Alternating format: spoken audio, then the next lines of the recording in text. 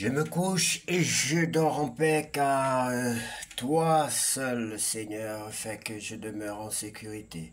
Je me couche et je dors en paix car toi seul, Seigneur, fais que je dors en sécurité. Psaume chapitre 4, verset 8. Seigneur, en ce moment, en cette fin de journée, nous venons te rendre grâce pour ton amour et ta fidélité qui nous ont accompagnés. Père Céleste, merci pour cette journée que nous avons vécue sous ta grâce. Merci pour chaque bénédiction, chaque leçon et chaque protection reçue. Alors que nous nous préparons à nous reposer, nous te remettons nos pensées, nos soucis et nos projets. Remplis nos cœurs de ta paix et accorde-nous un sommeil paisible. Veille sur nous et sur nos familles et renouvelle nos forces pour demain. Nous nous appuyons sur ta promesse. Je me couche et je dors en paix, car toi seul, Seigneur, fais que je demeure en sécurité. Psaume chapitre 4, verset 8. Bonsoir bien-aimés, que Dieu vous bénisse abondamment, toujours nombreux à venir dans la maison du Père. Oui, bien-aimé, si tu sais que tu n'es pas encore engagé, tu n'as pas encore reconnu le Seigneur Jésus-Christ, accepté le Seigneur Jésus-Christ dans ta vie comme ton sauveur personnel, bien-aimé, voici une prière que je vais te proposer. Et si tu crois que cette prière te sied, tu peux répéter après moi. Tu vas dire, Seigneur Jésus-Christ, je reconnais que tu es le Fils de Dieu. Seigneur Jésus-Christ, je reconnais que tu es mort pour moi. Tu es mort sur la croix de Golgotha pour moi. Je te demande pardon pour mes péchés car je reconnais que je suis un pécheur pour qui tu es mort, Seigneur. Je continue à vivre dans le péché et je te demande, Seigneur Jésus, de m'aider à arrêter dès aujourd'hui. Dès aujourd'hui, aide-moi par la puissance de ton Esprit Saint. Viens dans ma vie. Remplis-moi de ta présence, de ton onction, de ta parole. Aide-moi à demeurer en toi, Seigneur. Je t'en supplie au nom de Jésus-Christ de Nazareth. Seigneur, accorde-moi la plénitude de ton Esprit Saint pour marcher selon ta parole, selon ta volonté, non la mienne. Au nom de Jésus-Christ. Amen. Bien-aimés, nous allons lire la parole de Dieu dans le livre de Actes, chapitre 26. Paul se défend devant Agrippa. Agrippa dit à Paul, tu as le droit de te défendre. Alors Paul fait un signe de la main et il se défend en disant, Roi Agrippa, aujourd'hui je suis vraiment heureux de pouvoir me défendre devant toi contre toutes les accusations de mes frères juifs. En effet, tu connais très bien toutes leurs coutumes et leurs discussions. Pour cela, je te demande de m'écouter avec patience. Tous les Juifs connaissent ma vie depuis ma jeunesse et ils savent comment j'ai vécu depuis le début au milieu de mon peuple et à Jérusalem. J'étais membre du parti le plus sévère de notre religion, le parti des pharisiens. Ils peuvent dire que c'est vrai s'ils le veulent. En effet, ils me connaissent depuis longtemps et maintenant, voici pourquoi on me juge. J'espère en la promesse que Dieu a faite à nos ancêtres. Les 12 apôtres, les 12 tribus, autant pour moi, de notre peuple espèrent aussi que Dieu va réaliser cette promesse. Et elles le servent sans cesse, nuit et jour. Roi Agrippa, moi aussi j'espère cela. Voilà pourquoi mes frères juifs m'accusent. Vous, les juifs, vous ne voulez pas croire que Dieu réveille de la mort. Pourquoi donc? Moi-même, j'ai pensé que je devais combattre le nom de Jésus de Nazareth par tous les moyens. C'est ce que j'ai fait à Jérusalem. J'ai jeté en prison beaucoup de croyants. En effet, les chefs des prêtres m'avaient permis de le faire. Et quand on les condamnait à mort, je donnais mon accord. Je passais dans dans toutes les maisons de prière et je faisais souffrir les croyants pour les forcer à insulter le nom de Jésus. J'étais vraiment fou de colère contre eux et je les poursuivais jusque dans les villes étrangères. Paul raconte l'appel du Seigneur au roi Agrippa. C'est ainsi qu'un jour je suis allé à Damas. Les chefs des prêtres m'avaient envoyé là-bas avec le pouvoir d'arrêter les croyants. J'étais sur la route, roi Agrippa, et vers midi j'ai vu une lumière qui venait du ciel. Elle était plus forte que la lumière du soleil et elle brillait autour de moi et de ceux qui m'accompagnaient. Nous sommes tous tombés par terre et j'ai entendu une voix qui me disait dans la langue des Juifs, Saul, Saul, pourquoi est-ce que tu me fais souffrir? Pourquoi résistes-tu comme le bœuf sous les coups de son maître? C'est inutile. J'ai demandé, Seigneur, qui es-tu? Le Seigneur m'a répondu, je suis Jésus.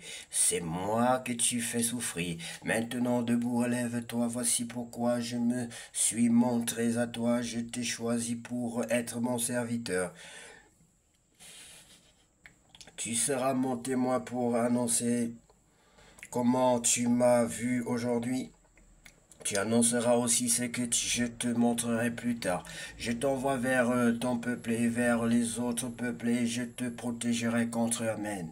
Bien-aimé, voici une parole fondamentale qui devait certainement être le socle de la foi sur le socle de la foi de l'apôtre Paul. Quand Jésus t'a dit que je te protégerai en face de tes ennemis, n'aie pas peur de tes ennemis. Alors tu vas leur ouvrir les yeux, ils sortiront de la nuit pour revenir à la lumière. Ils ne seront plus sous le pouvoir de Satan, mais ils reviendront à Dieu. S'ils croient en moi, ils recevront le pardon de leurs péchés et une place avec ceux qui appartiennent à Dieu. Paul raconte ce qu'il a fait depuis Damas. Roi Agrippa, à partir de ce moment, je n'ai pas désobéi à ce que j'avais vu et qui venait de Dieu. Au contraire, voici ce que j'ai dit d'abord aux gens de Damas, puis de Jérusalem, aux habitants de toute la Judée, au peuple qui ne connaissent pas Dieu. Changez votre vie et tournez-vous vers Dieu. Faites de bonnes actions pour montrer que vous avez changé de votre vie. À cause de cela, les Juifs m'ont arrêté dans le temple et ils ont essayé de me tuer. Mais jusqu'à aujourd'hui, Dieu m'a toujours aidé et je continue à être son témoin devant tous, les petits et les grands. Les prophètes et Moïse ont parlé de ce qui devait arriver. Moi, je ne dis rien de plus. Je dis seulement, le Messie a souffert, il s'est levé, le premier de la mort, il doit annoncer la lumière à notre peuple et aux autres peuples. Paul essaie de communiquer sa foi. Paul est en train de se défendre de cette façon quand Festus se met à crier. Paul, tu es fou, tu as trop étudié et tu deviens fou. Paul lui répond, Excellence, je ne suis pas fou, je dis des paroles sages et raisonnables. Amen, amen, bien-aimé. Le roi est au courant de tout cela, c'est pourquoi je parle avec assurance devant lui. Je suis sûr qu'il connaît toutes ces choses. En effet, cela n'est pas arrivé dans un endroit caché. Eh bien, roi Agrippa, est-ce que tu crois aux paroles des prophètes? Tu y crois, je le sais. Agrippa répond à Paul, bientôt tu vas me persuader de devenir chrétien. Ce passage va toujours égayer, bien-aimé. Paul lui dit, ah, si seulement cela arrivait tôt ou tard avec l'aide de Dieu, toi et vous qui m'écoutez aujourd'hui, je souhaite que vous deveniez comme moi, ces chaînes en moins. Le roi, le gouverneur Bérénice et ceux qui sont avec eux se lèvent, ils sortent et se disent entre eux, cet homme n'a rien fait pour mériter la mort ou la prison. Agrippa dit à Festus, on pourrait le libérer, mais il a fait appel à l'empereur.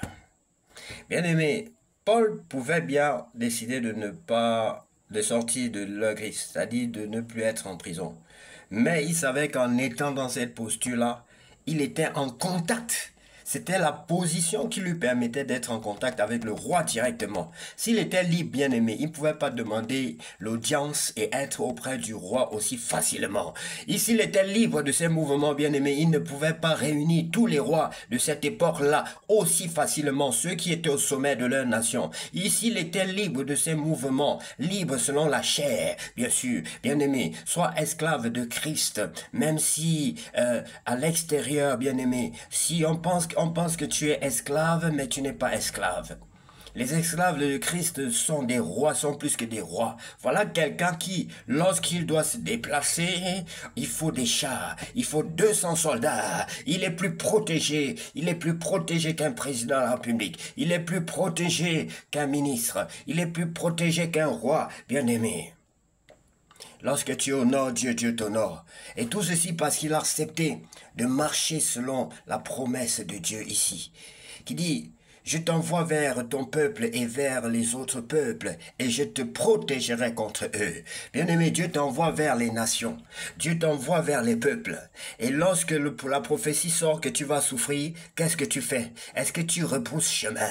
Parce qu'un autre pasteur, un autre homme de Dieu a dit que j'ai vu le lion devant, que j'ai vu le danger devant, qu'on va te frapper, on va t'insulter, on va t'humilier. Là où tu passes, c'est très dangereux. Bien-aimé, tu obéis à Dieu ou tu obéis aux hommes. Je laisse la question en suspens à chacun de répondre. Bien-aimé, que Dieu vous bénisse abondamment et qu'il nous donne davantage la force d'aller de l'avant dans l'évangélisation, la prédication, l'adoration, la méditation de tous les jours. Bien-aimé, l'exhortation, la louange, l'adoration. Que Dieu soit loué au nom de Jésus-Christ. Que cette nuit soit la plus paisible de toutes les nuits et a vécu sur cette terre, bien-aimée, au nom de Jésus-Christ. Amen.